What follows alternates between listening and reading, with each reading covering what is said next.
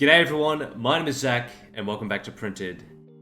This week, we're going to be continuing with the My Girlfriend Paints fuck. I paint! I hope I'm not painting anything! Jesus fucking Christ! Alright. G'day everyone, my name is Zach, and welcome back to Printed. This week, we're going to be continuing the My Girlfriend Chooses the Paint Scheme series, and we eliminated one of our contestants last week. We managed to paint up this Librarian Terminator using a very unique color palette, and I will say it was a hell of a challenge. I'm genuinely surprised with how well it turned out, but yeah, I'm super keen to get into this week's video. As always, I could not do this video without the beautiful, wonderful, and amazing Z, who is alongside me today. Hello! I yap a lot. She does, but it's funny. So, we're going to be jumping straight into the video. Long story short, we have 2 contestants left and 2 color schemes. So, if you guys want to get the general gist of what we did, make sure to check out the first series of... If you guys want to get the general gist of what we did, make sure you check out the first video that goes in a bit more of an in-depth explanation and sort of the choices that we made around this and kind of some of the interesting facts behind the models. But for this video, we're going to be streamlining a little bit and just kind of speeding through it a little bit quicker. Y'all know the rules. You know what's up. Let's get into it. So, Miss Z, we have... can you see the slideshow? No, I cannot! It's not there! You quit. Oh, Lord. It looks like I have to use my memory now, everyone. Yes, I remember, models. Alrighty. There we go. So, welcome back everyone. This week, we have a choice between one of 2 models, which I'll give you guys a quick refresher. We have the one and only Gallowpox Infected, a big, broody, the big... Skipped legs day. Yes, the skips leg day, never washes, he's stinky, very nasty boy himself, the Gallowpox Infected Hulk. And we also have the Frog Mage from One Page Rules, another very interesting model who, ever since Z has pointed that out in the last video, I cannot stop looking at this thing like it is a monkey. For whatever reason, Yeah, I'm sorry for that. I don't think you are. I'm sorry. No, I'm not. Yeah, no mercy, honestly. Absolutely brutal. Though. And this is a quick refresher of the color schemes that we have left. So we've got 2 kind of unique-ish color schemes, which on both models could be very, very interesting. I'm gonna have a hard... I'll be honest, I'm gonna have a hard time choosing this time because both color palettes are not... I don't like them in terms of color range, but it'll be interesting to see them on the models. So, in your opinion, do you have any idea what you sort of want to go with, both model and color palette-wise? To be honest, like I said in the first video, go check that out if you do not know what I said. This won't make no sense to you. Basically, I said that model number 2 is probably the weakest one, and unfortunately he might have to be last, but Ooh, okay. I'm changing my mind on that one, because even though he might be visually the weakest, I think he'll be the biggest challenge for you. Ooh, okay, yeah. And so, if we go back to the color palettes, I was thinking about the last color palette for him. Ooh, okay. Yeah, yep. And the reason I'm thinking that is because, yes, we're limited with some colors, but I feel like since he is a frog, maybe you could go off of frog species patterns, maybe. Yeah.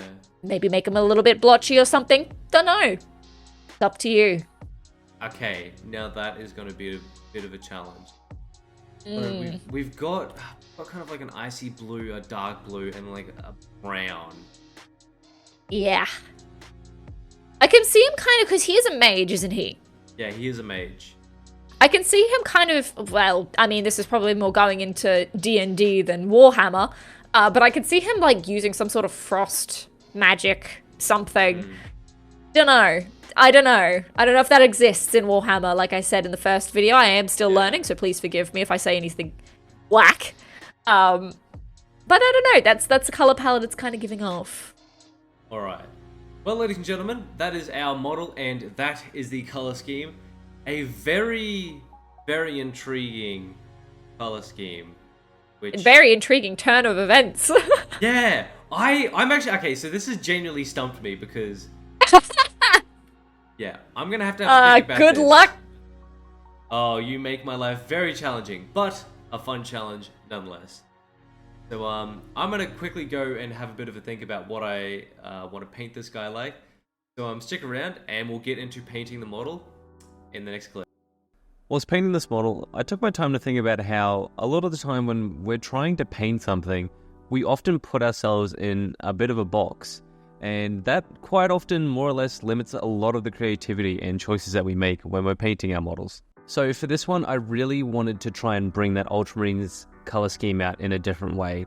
So I gave the model a Zenithal highlight and then just started by chucking a bunch of Talassar blue over all of our Zenithal information. Now, I actually paint all of my Ultramarines like this nowadays. It's super quick and easy and I get amazing results. Now, I don't often see models painted differently than the box art. And of course there are people out there who do that. But for the most part, we tend to keep ourselves in a very tight-knit set of rules. For example, this guy, I most likely, if I had painted him normally, would have painted him a nice vibrant orange and then had like a cream belly. Typically what you see in kind of traditional things. We often limit ourselves with what we see on the box art and think that we have to replicate it, but it's far from the truth. For example, traditionally you would paint an Ultramarine by taking Calgar blue, edge highlighting some of the areas, and then working your way up to a brighter and brighter edge highlight. But instead I translated those steps into how I'd paint the muscles. I started with Calgar blue and then slowly mixing a little bit of pale sand in. I gently highlighted up to the brightest highlights. And I wanted to give the skin a little bit more of a rich, lively look. So I just grabbed a little bit of Carroburg Crimson and mixed it in here. I didn't want to go too ham with this because ultimately we want this to look like an Ultramarine. That is the inspiration, the librarian and everything. Doing things like robes, capes, and anything that's kind of flowy, I've actually found a really, really easy way of doing it. Basically, I go around and I just base coat every single part of the area that I need to be whatever color it is. For example, I started with a nice dark red using Flesh Tearers red here, and then coming in with some Mephiston red, I ever so gently highlighted it up, starting from the bottom and then moving my brush all the way to the top. And that top area is where we're going to leave the most pigment, and it will naturally create a little gradient. And you can see here that it's already looking nice and bright from the first pass, but I'm just going to come in with a second coat and ever so gently highlight up. This creates a really nice transition, and then just moving up to some Evilsund Scarlet, I'm going to come in and really push those upper highlights. And when you're looking to highlight areas like this, you can more or less just hold it under your light, and wherever you can see the nice bright shiny patches, that's where you put your highlight colors. And you slowly build them up over that area until they're at their maximum intensity. And as you can see, just doing that one last coat of Wazdaka red really made the entire model pop. Now, for the golds, I'm still experimenting with ways that I want to paint them, and I'm still not 100% set on any one particular method. So for this guy, I figured that I'd grab some snakebite leather and just slap it all over the areas that I want to be gold. We're going to end up coming back later with some Retributor armor and just ever so gently highlighting this up. And one thing that I did discover that was very, very interesting when doing this was when you water Retributor armor down, it actually makes a more metallic-y silver paint, which is perfect for doing like little highlights and things.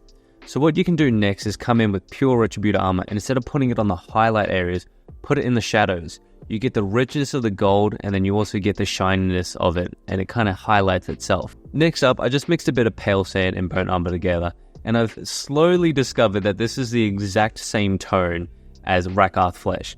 I think it's roughly about 50-50, you can get a very close Rakarth Flesh. And as always, just adding a little bit more pale sand to bring those highlights up. Now for the feathers, super simple to do. I just started by grabbing a pink color and slapping it on the base, and we're going to wet blend our yellow color like this all the way at the top there. Now, I could have always gone for something like a green and a red that would be a little bit more striking, but I just felt like slapping a little bit of pink on this guy. And as always, it was time to finish this model by popping a little bit of Tesseract Glow on his eyes. This will really make them pop and tie him back into my Seraphon army. Now, I didn't actually make a base for this guy because I plan on doing that in another video, so keep an eye out on that one.